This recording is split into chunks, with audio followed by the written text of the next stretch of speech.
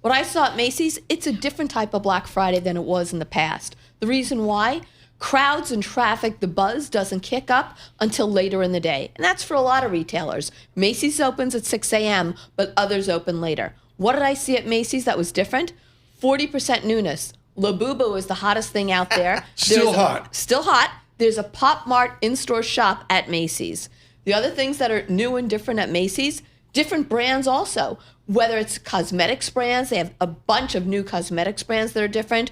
Whether it's also the engagement with newer brands like the Donna Karens of the world that are there, Rag & Bone that's there. It's been exciting to see the formation of it, but it's always promotional. And all the tracking we've done, we're not seeing a much different link between the level of promotions this year versus last year so far.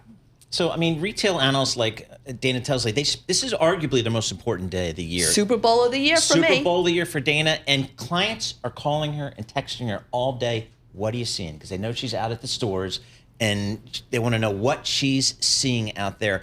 How do you expect this holiday season to be? And just in terms of dollars for the retailers, are the retailers optimistic here? I think they're cautiously optimistic. You really have a bifurcated consumer. I mean, that high end is spending. Yeah. Obviously, you've seen the benefits of the stock market, the wealth effect that Ed just talked about. On the low end, the pressure points, obviously prices have gone up. Retailers are striving to make sure that opening price point items stay as close as possible and no increases. But you are seeing consumers search for value, search for more promotions in order to drive conversion. And that's why what the theme of Holiday 25 is, newness and value. Offer something new, offer value, and you'll get conversion. Ed Yardeni, one top strategist on Wall Street. Dana Telsey, top retail analyst on Wall Street. What do they have in common, Tom? C.J. Lawrence. What is it about that You were place? at C.J. Lawrence. I was at C.J. Lawrence. I didn't know that. See? I loved it. I didn't like it there. It was an awesome place. Great people. The best research on Wall Street It back was in the day. like religion, folks. Crazy. Those of you younger don't understand this. You used to get things on paper. And there was that green ink of C.J. Lawrence, which had an authority like no one. Dana, is there one category that is going to drive this year's sales, or is it more broadly based, do you think? I think it's always about outerwear when it ggets cold. It's about apparel. But you got some other new things out there. The Aura rings are very popular. See, I told you, Lisa, you got to get the Aura rings. Meta glasses are very popular. Really? And what about the Labubu dolls? Oh, man. For all ages and income levels. In the time we've got left, I want you to talk about your heritage. Fifth Avenue's getting blown up. Prada bought a zillion square feet. You got the whole Louis Vuitton with the rebuild with the carriage out front. Great. And all that. You as a child standing in front of the Bergdorf Goodman windows, what was it like to be 4 and 5 years old? Nothing's changed, right? It's still the same Bergdorf magic. looks still the same, but it's still the Aura. And having that snowflake above 57th Street with the Empire State Building in the background with different colors off the top, there's nothing in the world like it. With troubled luxury, will we see mergers this year? I don't know if you see mergers. I think you see more companies opening more of their own stores. You've seen some divestitures. You look at, obviously, Versace was sold to Prada. You've seen that. Let's see what happens with Giorgio Armani given his passing. I got to give you the same question I gave the wonderful Steve Sadov, who was with us in the last hour. What would you do with Gucci?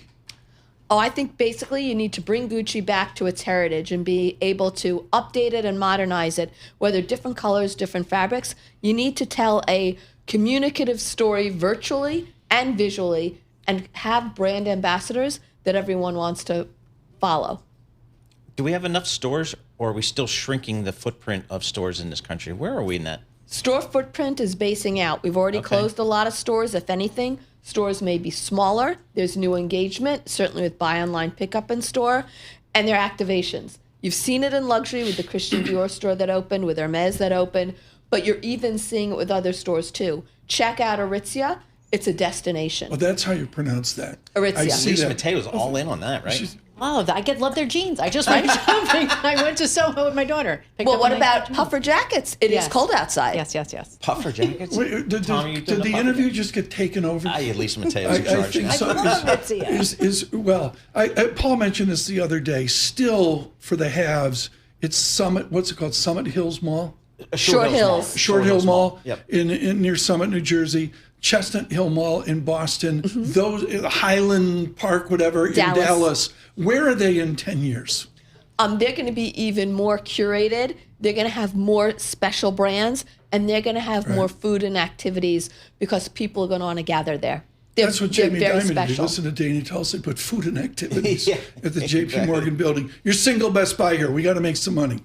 I think you're still going to see TJX do well. I like Steve Madden also. Steve Madden, please discuss that. He's Brown back? suede boots. They're back. They also have a Kurt Geiger acquisition that's going to add to sales and margins. Very exciting for 2026 and beyond. Did you get all that, Lisa? I saw you taking notes over there. I am furiously. Steve Madden, I mean, that's the up and the down, and all of a sudden Steve Madden's up again? They're up again, and they're on trend. Right.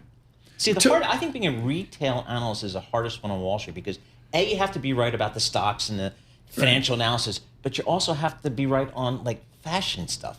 Who knows that? How do you do that? Well, yeah, you got to pick the winners. Who's the small luxury brand that's up and coming right now? Who's executing best? I mean, you're seeing some handbag brands like Goyard is still small and happening to do very well. There's some other small brands like Aimé Leon Dore that basically is doing some interesting things out there. Kith is opening more stores, and the collaboration between streetwear and luxury continues to be fascinating. Streetwear and luxury. Yes. Streetwear and Is that streetwear? What do you call it? Newness? Newness and innovation. What in God's name is newness? Is that like pulling something spring you forward? didn't have last year? Look what's happening on denim jeans with embellishment on denim jeans. And it's at all different price levels that it's appealing. And We now go to fashion correspondent for Surveillance Worldwide, Lisa Mateo. Are you buying the jeans, Lisa, that are like 7 inches wide? You mentioned Popeye. They look like Popeye jeans from 50 years ago. You have to go with the wide. See, I have like the wide ones on because the skinny ones I told by my daughter, they are out. You can't do it. Mom, you're uncool. So yes, the wide. Which is the boot this season? That's the way we always end the interview. Brown suede tall shaft boot. Okay. There you go. Boot to you have. asked, Tom. You asked. Is this James Chu? Are they the ones doing it? I think you see a bunch of players doing it, but you have to have that style.